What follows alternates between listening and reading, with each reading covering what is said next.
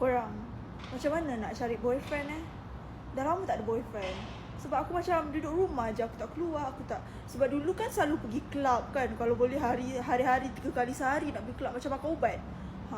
Jumpa lah laki-laki kat club. Sekarang ni aku macam tak pergi mana-mana. Aku duduk rumah, aku kerja, aku macam fokus kerjaya. Jadi macam mana aku nak cari boyfriend? Aku macam Lepas tu macam kalau orang DM aku pula macam aku tak suka, tak handsome.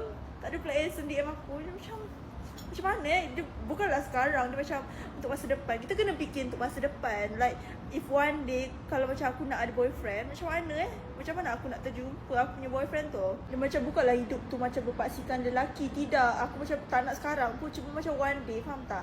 Aku dah tak keluar dating dengan orang, like as a boyfriend. Aku tak keluar dating daripada 2024. Yang faham tak? Aku keluar daripada 2024 tu, aku keluar dengan lelaki. Itu pun bukan boyfriend. Tu macam hangout macam baru nak kenal macam tu. 2 orang je. Itu pun tak ada apa dah keluar tu dalam macam tu.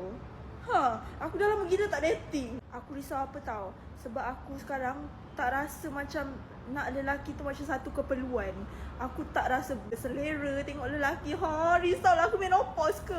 Aku faham tak? Dia rasa macam tak desperate sangat nak lelaki. Tapi aku nak ada boyfriend. Aku tahu aku nak ada boyfriend, like one day nak ada tunang, nak ada suami kan. Dan macam kenapa bila entahlah, aku macam tak selera lah sekarang ni. Kalau tak dulu aku rasa aku ni lah perempuan paling gatal sekali kat dunia ni.